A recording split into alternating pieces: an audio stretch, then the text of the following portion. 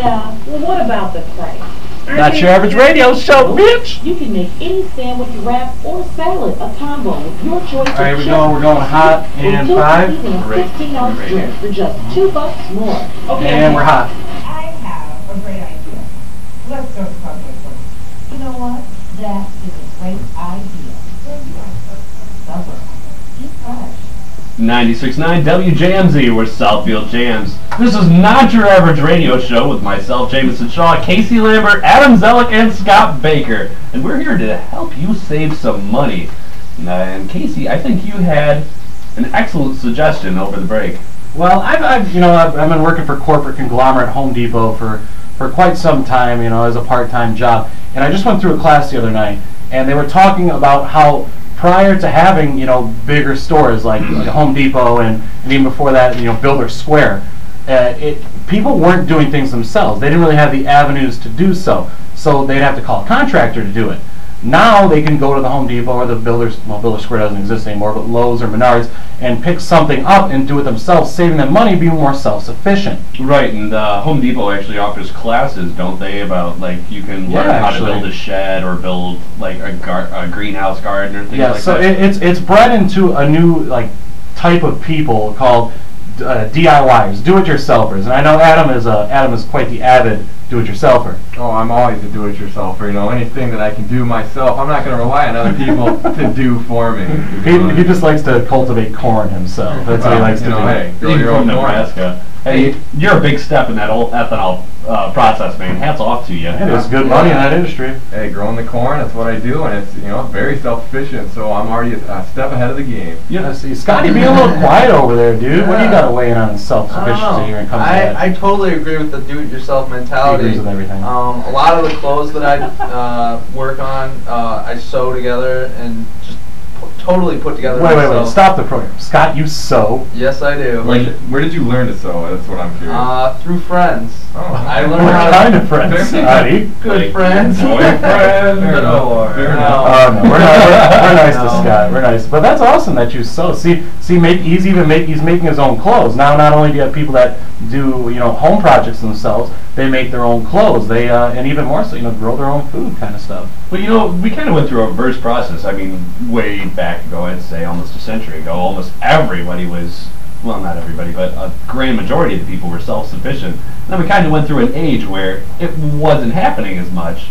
And now with the internet and Home Depot, people are starting to do that more, as well as because production costs are going up. We're running out of room. We simply don't have the room to grow as much as we can to feed the amount of people that are alive in the world. Exactly, which is why self-growing, a lot of things, I think that's what we're going to talk about right now, is some self-growing. A lot of people, and I've seen made-for-TV ads, like this hanging tomato basket you can put on your apartment ledge. Yeah. Things like that. Growing your own food, not only is it more economically effective, but it's also how to say this, it's healthier. Yeah. Well, I've actually talked my parents into, we might be building a greenhouse this summer. And I've actually got a few ideas for the process. I want to connect all of our gutters so that they have one main exit for the water. Aqueduct. Yeah, and you collect all the water up in barrels. It's not going to be chlorinated like all the water from the city water, so you're going to be saving on water bills. You're going to be saving on food bills, and during the summertime, it'll heat itself and take care of itself just because of the greenhouse effect, naturally. Exactly, and I mean this kind of weighs into the whole America going green concept, doesn't it, Scott? Yes, it does. I would totally agree with that. Except for the whole Obama thing. I can't. Because it starts with an O. Yeah, I can't really say That's that. with Obama.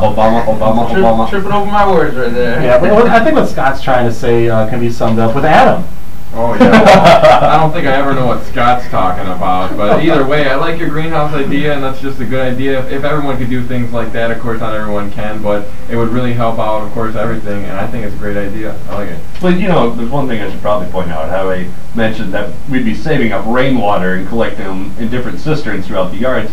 I was reading in Wired magazine, Bill Nye and, I can't. The science guy? Yeah, that's the one. one. Science rules. Blast from the past. Bill Nye and, I can't think of the other guy's name, but he was also a TV personality. They were having an Andrew WK. Because that'd be awesome. That'd be No. partying in science. No, that doesn't ring a bell. But they were going head to head to see who is the bigger green thumb. And, well, not green thumb, but greenie. Bill Nye actually built cisterns throughout his yard where he would collect the rainwater that dripped off of his, I'm sure, massive mansion, and would collect in these cisterns underground, and he would keep them cool down there. And he actually invented, like, a completely organic process that would purify the water so he could drink it again. Did you know that? Now you know. And the more you know, the stronger you are. Yeah, Bill Nye, that was a good show. That was, you know, a lot of people are proponents of, like, Beekman's World, but totally not as cool as, I mean, back in high school, we used to actually watch Bill Nye videos. That was my physics class. Bill Nye videos. What was your favorite Bill Nye segment there, Adam?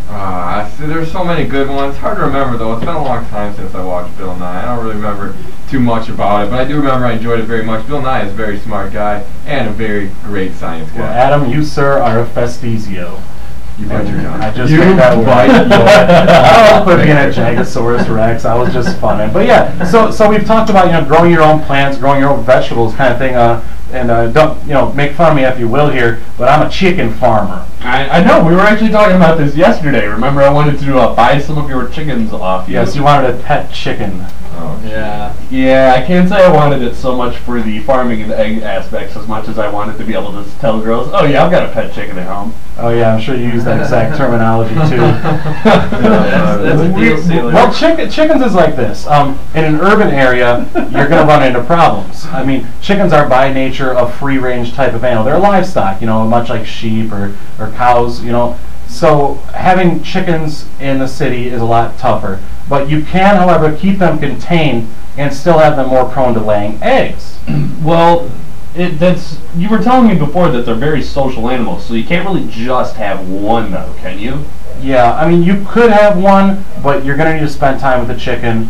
I know that sounds funny. It's like a dog. You know, I got to go home and pet my chicken.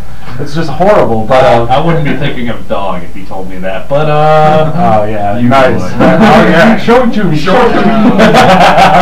Classic Adam Zellick zinger right there. But I mean, chickens. The nice thing, and I have a good group. I got around 40 chickens right now that are free range for the backyard, but they do go into a coop at night. They won't like spread through their territory and run away on you, because if you're providing them food, they're going to stay there. So I have 40 or so chickens. I'm getting like 2,000 eggs a day, which we eat and also sell. When do you eat them? Do you like let them grow to a certain age and then you slaughter them?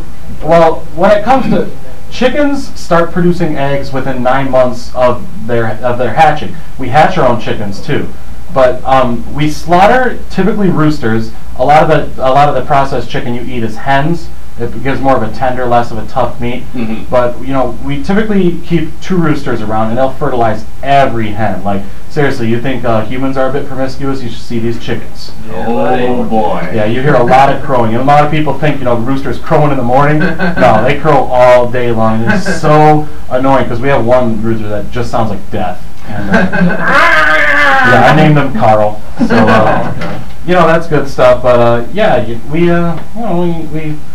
we get the chickens. It's good stuff. Right on. Well, when we come back, I'm sure we'll be talking more about chickens and how long they live and how to take care of your chickens and the rest of the animals in your yard on Not That Average Radio Show on 96.9 WJMZ, where Southfield jams.